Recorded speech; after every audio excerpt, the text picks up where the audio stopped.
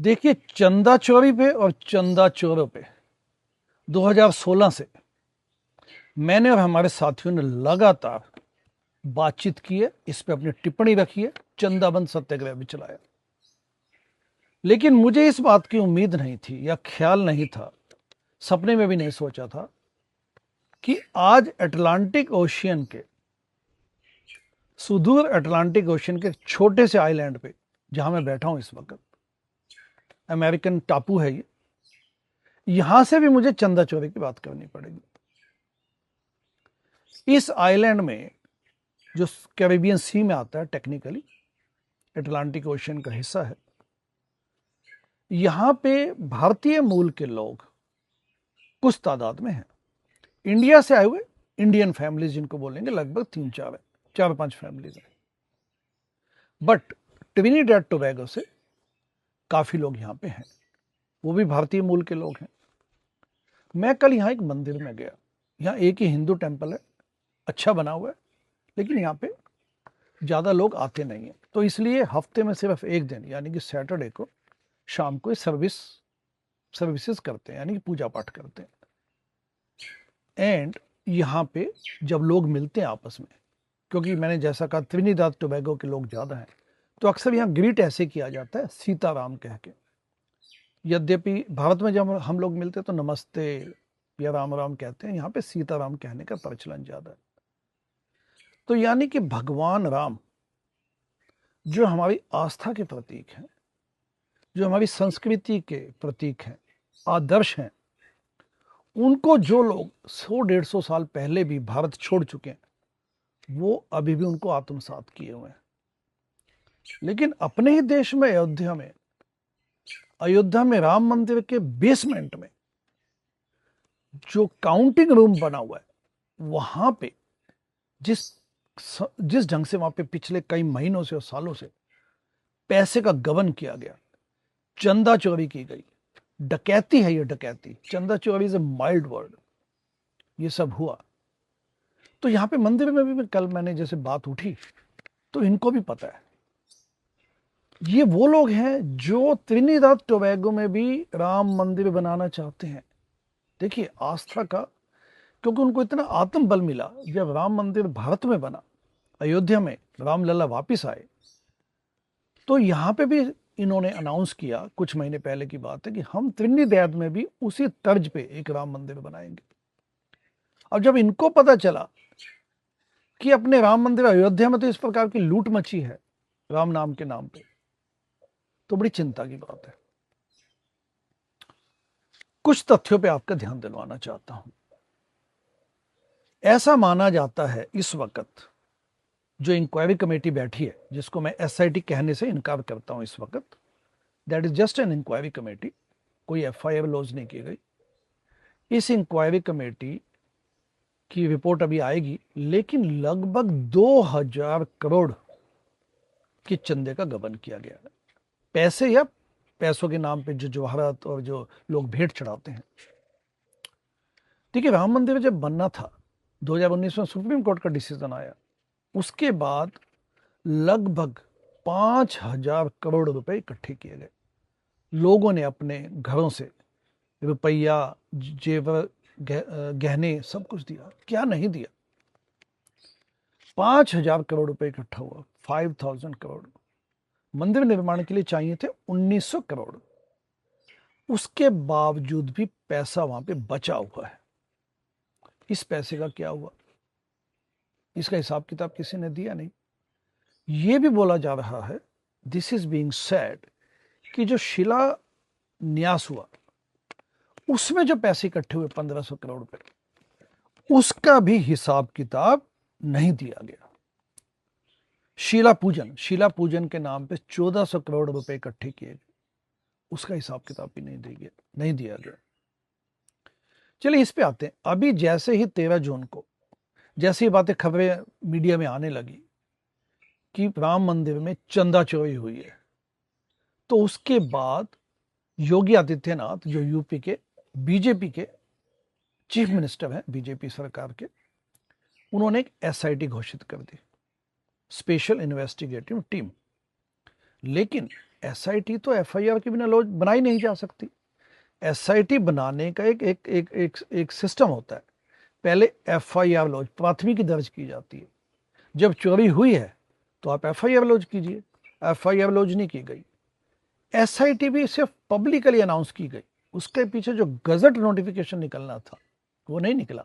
और इस वक्त इसको एसआईटी एसआईटी सब बोले जा रहे हैं। This is just an inquiry committee, because SIT में एक जज भी बैठेंगे। और ये जो 3 लोगों की जो सो कॉल्ड एसआईटी घोषित की गई है, विजय विश्वास पंत जो आईएएस ऑफिसर है, उनके तहत उनकी देख रेख में, निगरानी में जो एसआईटी सो कॉल्ड एसआईटी नियुक्त की गई है या बनाई गई है, उसमें कोई जज नहीं है। यह भी आरोप है कि पिछले 8 महीने में सीसीटीवी कैमरा की फुटेज मंदिर से गायब कर दी गई है। आप पूछेंगे कि चंदे की गिनती कहाँ होती है? जो लोग चढ़ावा देते हैं, भेंट देते हैं, पूजा दान पात्र में पैसा देते हैं, उसकी काउंटिंग कहाँ की जाती है? राम मंदिर परिसर में ही एक बेसमेंट में काउंटिंग रूम है, वहां से सीसीटीवी कैमरे की फुटेज अब गायब की गई, ऐसा मीडिया में सुनने को मिला है। चंपत राय पुराने संघ के प्रचारक हैं। 40 साल उन्होंने सेवा दी है संघ के माध्यम से, और इस राम मंदिर ट्रस्ट के वो अध्यक्ष हैं। लगभग 2000 करोड़ रुपए पैसों के गबन का मामला है राम मंदिर में। ठीक है, इसमें कई चुकाने वाले तथ्य आए हैं। दान पात्र से लेके पैसा कलेक्ट, जो दान पात्र में पैसा डाला जाता है, वहां से काउंटिंग रूम तक ले जाना, उसको ठीक ढंग से गिनना, उसके बाद बैंक पहुंचाना, इस पूरे प्रोसेस में खामियां दिखाई दी हैं, जो अभी प्रिलिमिनरी इन्वेस्टिगेशन अभी तक समझ आई है। लोकल 40-50 लोग पूरे सिस्टम को संभाल रहे थे। चंपत राय जो कि महामंत्री हैं ट्रस्ट के, राम मंदिर ट्रस्ट के, उनके कहने पे नियुक्तियां की गई हैं। अब इन्हीं लोकल लोगों में, जिसमें राम शंकर यादव यानी कि टिन्नू, जो चंपत राय के पिछले लगभग 2 दशकों से ड्राइवर थे, उनका नाम प्रमुखता से आ रहा है। वो वहाँ पे बड़े मालदार व्यक्ति बन चुके हैं, उन्होंने वहाँ पे एसेट्स बिल्ड कर लिए हैं। एयरपोर्ट के पास कोई उनका हॉस्टल बन चुका है जिसमें 70 कमरे हैं। कहने का मतलब ये है, उसके अलावा केडी तिवारी हो गया, कोई मनीष यादव जो कि रामशंकर यादव का भतीजा है, राजेश पाठक, लवकुश मिश्र जिनके घर पे 10 लाख का कैश मिला, और जो लवकुश मिश्रा के पिताजी ने कहा कि अब जो होना था हो गया, अनुकल्प मिश्रा, ये सब लोग, ऐसा बताया गया है कि ये सब लोग चंपत राय के कहने पे नियुक्त किए गए। सिस्टम नहीं बनाया गया वहां पे, लोकल स्टाइल में अपने ढंग से काम चलाया गया। राम मंदिर में 1 लाख लोग पर डे आते हैं। 10 लाख से 15 लाख का चढ़ावा एवरी सिंगल डे वहां पे कलेक्ट होता है। और जब कोई स्पेशल ओकेजन्स आते हैं तो ये चढ़ावा 40-50 लाख पर डे तक हो जाता है। अभी नृपेंद्र मिश्रा जो कि राम जन्मभूमि के सदस्य थे, और इस वक्त ट्रस्ट के एक्स ऑफिशियो मेंबर हैं, मोदी के करीबी माने जाते हैं, खास व्यक्ति हैं, उन्होंने अभी बोला कुछ दिन पहले कि हाँ, अब मंदिर को ठीक ढंग से चलाने की आवश्यकता है, एक सीईओ स्टाइल में यहाँ पे एक नियुक्त करना पड़ेगा, जहां पे 1 लाख लोग पर डे आते हों, दुनिया भर से लोग आते हैं यहाँ पे। उसमें सिस्टम अभी तक बनाया नहीं गया। ऐसे एक बिल्कुल एक अनप्रोफेशनल वे में एक सिस्टम, एक कुछ लोग चलाए जा रहे हैं, और चंपत राय को इसकी भनक ना हो, चंपत राय को इसकी समझ ना हो। This is incredible, this is unbelievable. तो ये सब संघ और बीजेपी की देखरेख में ये सब जो लूट चल रही थी, इस पर सब लोग आंखें बंद करके बैठे हुए थे। इवन जो chief election commissioner Gyanesh Kumar का, कि वो भी इस ट्रस्ट के, राम मंदिर ट्रस्ट के मेंबर थे कभी, तो वो भी वहां पे उन पे भी कोई टीका टिप्पणी नहीं हुई अभी तक कि वो थे, तो उनको क्यों नहीं पता था।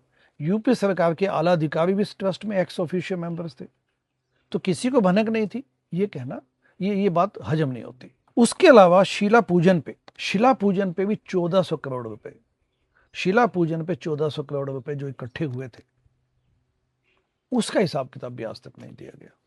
So this is something very amazing. Champat, अच्छा जो ट्रस्ट है, इसमें आरएसएस के बड़े खास व्यक्ति बैठे हुए हैं। चंपत राय 40 सालों से संघ के साथ जुड़े हुए हैं, प्रचारक के रूप में। एक बहुत बड़ा प्रतिष्ठित एक कर्तव्य वाला एवं समर्पण वाला काम है ये। गोपाल राव, जब जमीन भूमि खरीदी गई तो राम मंदिर के लिए, उसमें गोपाल राव कर्नाटक के हैं, वो भी तब भी उसमें शामिल थे। अभी भी वो इस ट्रस्ट की देखरेख में जो सिस्टम चल रहा है ट्रस्ट, राम मंदिर ट्रस्ट का, उसकी फंक्शनिंग में अभी तक इन्वॉल्व हैं वो। अनिल मिश्रा एक होम्योपैथिक डॉक्टर हैं अयोध्या में, उनका और उनकी पत्नी उषा मिश्रा, वो भी शुरू से जुड़े हुए हैं। उनका भी राम मंदिर में जब इनर कोर कमेटी है उसमें बड़ा नाम है। तो ये लोग सब लोग क्या सोए हुए थे या इनको पता नहीं था? आप समझ सकते हैं इसके पीछे मामला क्या है। उसके अलावा मैं एक बात और कहना चाहता हूं एंड में, कि कुछ जो मेरी अपील है, एक एनआरआई कम्युनिटी से मेरी अपील है। एनआरआई कम्युनिटी से मेरी अपील ये है कि जब हम लोग बाहर आ जाते हैं देश से, तो अपने देश के लिए कुछ करने की बड़ी एक ललक पैदा होती है, क्योंकि आप देश से दूर हैं, आप अपने देश को मिस करते हैं, आप देश की वहाँ की चीज़ें मिस करते हैं। तो एक बड़ा नेचुरल सा एक उसका एक उसके बाद एक नेचुरल सी फीलिंग आती है कि क्या मैं अपने देश को क्या कर सकता हूँ। लेकिन जो पिछले 10-15 सालों से 20 सालों से मैं ट्रेंड देख रहा हूँ, वो ये कि एनआरआईज पार्टीबाजी के नाम पे देश के साथ अलाइन हो जाते हैं। आप तो दूर बैठे हैं, you should be very dispassionate about the country. Party के नाम पे नहीं, देश के हित में जो बात है उसका समर्थन कीजिए। ना तो आप अंधभक्त बनिए, ना ही आप दूसरा कुछ ऐसा कीजिए। अल्टीमेटली क्या होता है कि जब आप देश के लिए सचमुच कुछ करना चाहते हैं, तो आपका ये होना चाहिए। अभी जैसे राम मंदिर में जो चोरी का मामला है, उसमें मेरी एनआरआई कम्युनिटी को एक अपील है, क्योंकि मैं भी लगभग 25 सालों से विदेश में हूं, यूएसए में, एंड अन्ना आंदोलन और उसके बाद जो हुआ एक पार्टी बनी, उसमें मैं इन्वॉल्व था। लेकिन जैसे मैंने देखा कि ये लोग अपने मूल्यों से, अपने उद्देश्यों से भटकने लगे, तो हमने उनका विरोध किया। एनआरआई कम्युनिटी से मेरी अपील ये है, खासकर जिस प्रकार से अपने देश में राम के नाम पे, राम मंदिर के परिसर में के बेसमेंट में जिस ढंग से लूट की गई है, एक्यूजेशंस हैं अभी, लेकिन सचमुच इसमें कुछ है तभी ये मामला उठा है। उसके बाद और ज्यादा सचेत होने की आवश्यकता है। एनआरआईज जब बाहर आते हैं देश से and they want to help give back to the country, तो आप लोग पॉलिटिकल पार्टियों के चक्कर में मत पड़िए, पॉलिटिकल पार्टियों के संगीतकार मत बनिए, उनके गुणगान मत कीजिए, क्योंकि पॉलिटिकल पार्टियां इनहेरेंटली भ्रष्ट हैं और अपने लोकतंत्र पर उन्होंने कब्जा किया हुआ है। आप चोट खाएंगे उसके बाद, फिर आपको लगेगा कि देखिए मैं तो देश के लिए कुछ करना चाहता था, लेकिन मैं इनका एक बेसिकली एक वो बन गया, मैं इनका एक पॉन बन गया, और उस पॉन के चक्कर में आप अपनी विश्वसनीयता एवं आपको निराशा मिलेगी, क्योंकि आप तो देश सेवा या अपने देश को कुछ वापस देना चाहते हैं, बट अल्टीमेटली एक पॉन बन के आपका एक्सप्लॉयटेशन होता है। Whenever you want to think about your country, आप ये सोचिए कि जो पैमानों पे आपको विदेशों में सुविधाएं मिलती हैं, इंफ्रास्ट्रक्चर मिलता है, आप टैक्स देते हैं यहाँ पे, लेकिन आपको सुविधाएं मिलती हैं, education, health access, social security, तो ये पैरामीटर आप अपने देश में क्यों नहीं अप्लाई करते? Think about it.